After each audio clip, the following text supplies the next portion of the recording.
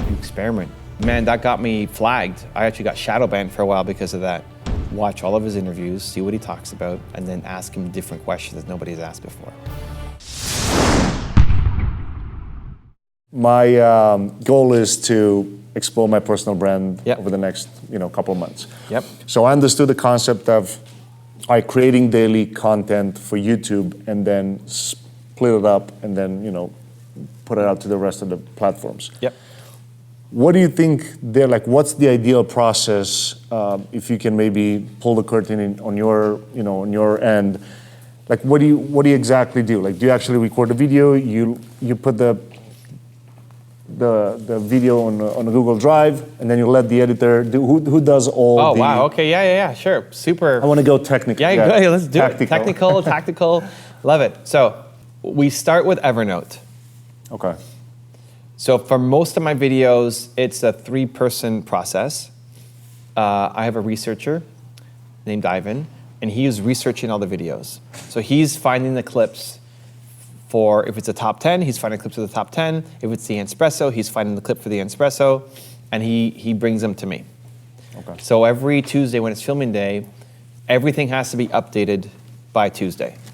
A little bonus on that is when we're doing the 254s, we tailor the 254 bonus to each video that we're doing.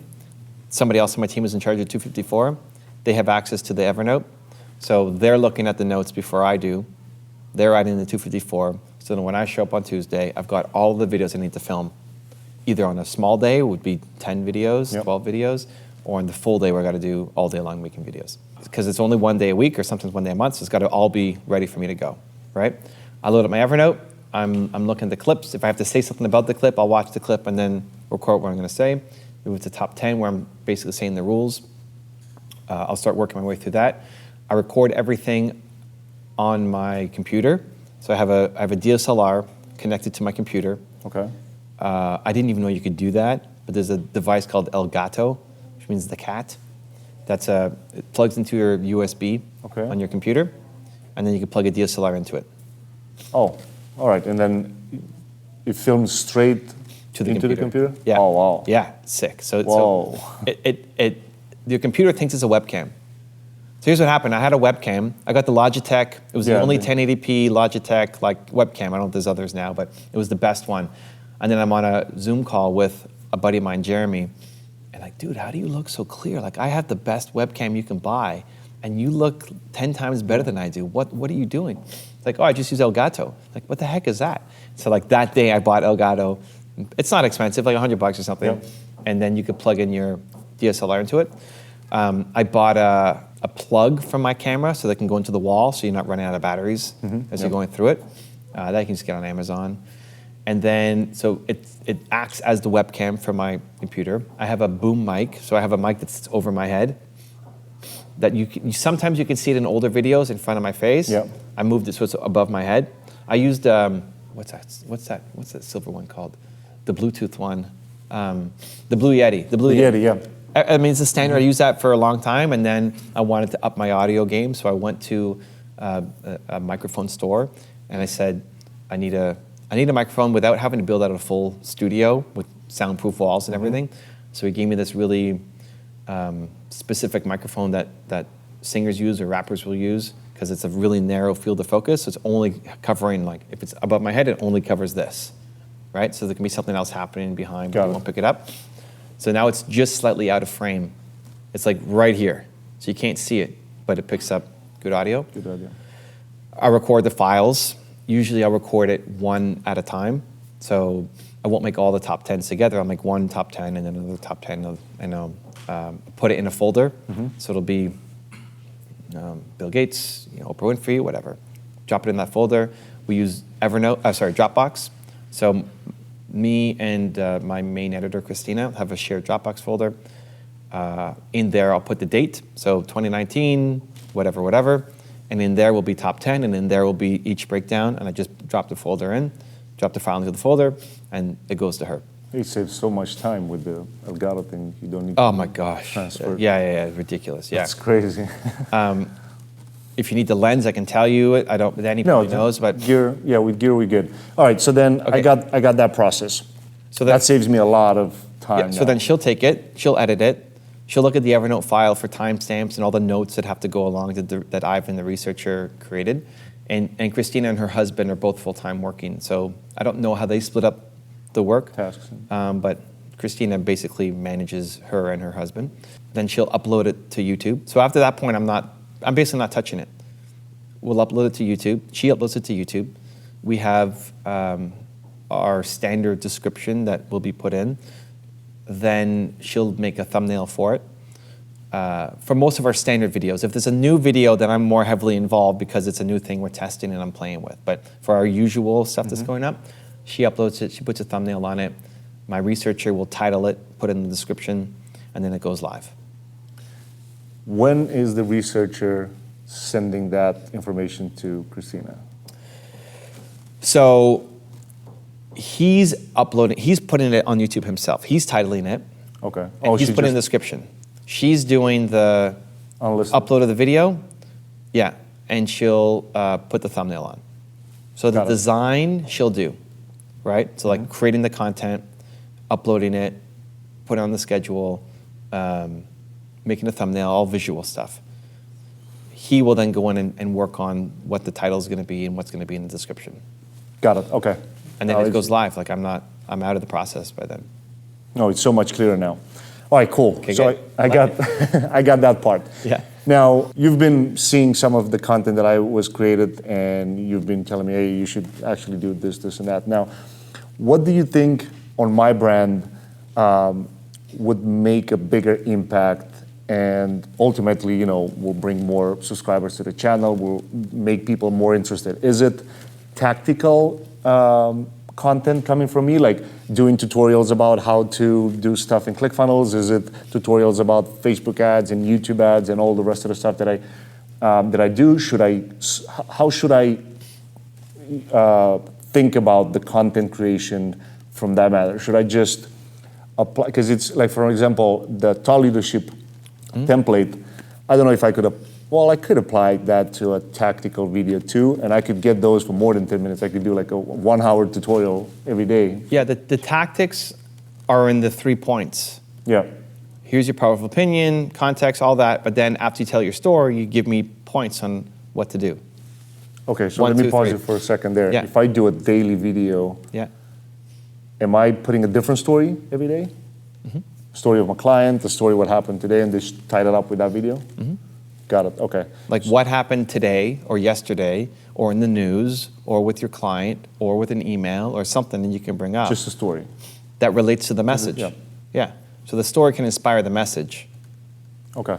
And of course, I know that I have to test, and probably for 3 months straight, I shouldn't even look at the data so I can collect data, because it's been a while since I've been consistent with my content. Yeah. What do you see yourself now on me that you think, all right, you should start creating this type of content instead of what you've been doing, or you should focus on this? So I think the fastest hack is going to be your interviews. So Dan is great. You're going to go do Grant is great. He doesn't talk a lot about it, but when he gets emotional in his videos, he talks about freedom. So it's a good connection point to you. Okay. Bringing that out. So when you go interview Grant, your goal is, how do I get a different interview out of Grant? It's a big deal for you. It's a similar audience to what you want to chase down. Watch all of his interviews, see what he talks about, and then ask him different questions that nobody's asked before that you connect to. Okay. Yeah, so you get a unique Grant interview. Piece of content. Right? Okay. And if you can replicate that across other people, like you did Dan, the Dan one was okay. The Dan one, I mean, you knew him, but the questions were okay, the intro is okay, it's just okay, right? It's not that unique of a Dan Locke interview versus what you have a chance to do now with Grant or whoever else you want to then chase down and do more of. That's the fastest way, and then you use the audience bridge strategy we talked about. Then from there, you experiment, like you play with it. You create your thought leadership content. You can talk about what we're doing, as an example, and break down successes that people have had. Again, throughout the whole thing, the thing that's usually missing from yours is the feeling that I can get freedom by doing this too. not Yeah, just, because I hey, was focused too much on tactical stuff. And hey, not here's how giving- to X, Y, Z. Yeah, Yeah, great. That's not even your audience. You want the people who want the freedom but don't want to do the work. yeah, makes sense. You're not teaching people how to do the ClickFunnels for themselves. You want to be the guy who takes the expert who doesn't want to have to do ClickFunnels, and you help them do the whole thing. Got it, cool. All right, and then if I take it back to the platforms, I know I have to focus mainly on creating that daily content for YouTube and then break it down into smaller pieces of content for IG and then the rest, right? At the same time, I want to focus on growing one platform at a time, but without worrying that, hey, I'm going to miss out on IG, I'm going to miss out on LinkedIn if I don't focus there. I know it's hard, it's not impossible, but it's hard to try to grow, more than one at a time. Like I was looking at the way that you did it, like you focused on YouTube for so many years, and just when did you start like really focusing on IG? Last year, 2 years? Last year sometime, I think. And you exploded because you got now, what, 200,000? Yeah, working towards almost. So what do you think there? Like, what do you think it's... I would do both. Like the YouTube will feel like a crunch at the beginning because It takes time. You're building a new muscle that you're not used to building, right? So, but as you get used to the format, you'll be able to pump them out a lot faster compared to how long it will take at the beginning. But just like anything else, when you got into ClickFunnels, like, what am I doing? What does this button do? And now you can go in, boom, boom, boom, boom, boom, right? So having a little bit of patience and a little bit of easing off the frustration, like gentle on yourself a little bit, like, okay, I'm learning, I'm getting it, we're learned a bunch of stuff here in Toronto, and I'm gonna start applying it.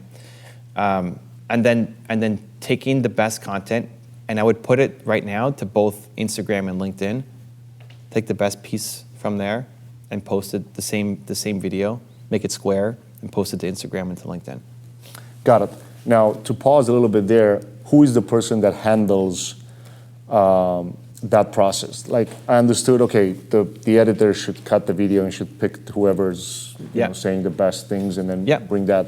Who's handling the rest? For my Instagram? Yeah. So I have someone who's just in charge of my Instagram, who's creating content. And this is only creating content. Community management, comments, and all that is a different somebody else. Okay. Responding to comments for both YouTube, Instagram, all that. That's somebody's full-time job. But content creation is one person who's in charge of creating the content for Instagram, that then he also posts the content, most of the content. Nina will post my stories, like any swipe up, because you can't automate. There's no good tool to post the stories yet. And so you want to have the device local to where you are. But he posts most of the content. He'll go and research some of the stuff. If he's making a top 10, he just looks at the top 10 video and takes the rules and creates a graphic around it. We have some cartoon Evans doing different things, so that's somebody else's job, is creating the cartoons. And then Nina works with that person to create the cartoon, and then it goes to him and he posts it. For the videos, we'll look at the analytics and pick the best video, and then he'll post it. So there's a bit of a team effort on finding the right content, but then he's in charge of putting it all together and posting the videos. So it's 3 videos a day, 3 posts a day, and then IG stories is me, pretty much, except for whatever the swipe up. Every day we have the swipe up that Nina posts. Got it. Have you found in the journey that you grew from last year to this year, if you would be like 3 things that really worked and you can still replicate them now? Like not something that just worked like a year ago, but something that maybe... For what, for YouTube or Instagram? Instagram. Oh, Instagram. Like the comments that you tag, all the No, that got me flagged. I actually got shadow banned for a while because of that. Because I thought I was spamming people. When I was welcoming people to the community. Yeah. Oh, that's interesting. I got caught up in the like Instagram is destroying anything automation, and they thought I was. It looks like you're tagging 20 people in each post. It looks spammy. So I got we had like 3 months of just not getting any results because of that. And so avoid any, especially now, any DM groups, any auto likes, any watch somebody's story, all that stuff. Kill it all. It's not worth it. So like 80% of win on any social platform is still going to be daily great content, right? Consistent, awesome content. Hashtags mean a lot on Instagram. I don't know how much you work with JRS to get your hashtags down, but with the Flick app. It's very meaningful. You can get some good traction from good hashtags that won't work with YouTube. Responding to comments on Instagram works way better than YouTube because people get notified. Video DMs to people, thanking them for subscribing means a lot. People see it like, holy cow, Marion responded That's powerful, to me. Yeah. Super, like it's 8 seconds, right? Julie, thank you so much. I love you. Believe. Yeah. Your version, I can't help it. I used to end everything like that, right? Super powerful, right? And then we're always experimenting. I always want to kill off my worst series. I'm newer into the Instagram content than YouTube, which we've done for so many years, but like cartoons are really popping for us. Oh, wow. And at the start, I was doing other people's cartoons, and now we hired an illustrator, and we're making Evan cartoons. So if you look at my recent posts, most of the cartoons, I'm in the cartoon. It's me doing something, which we're getting great results with, right? But I don't do cartoons anywhere else, right? I mean, we'll still post it to LinkedIn and Twitter because Instagram is our hub, but there's no cartoon Evan on YouTube. Got it. Okay, I think Awesome, this dude. was it. I love it. Thank you. Congrats. See you grow. If you have a podcast or interview show and want me to be a guest on it, I have 2 options for you. There's a link right there next to me. Go click it, and I look forward to being a guest on your show.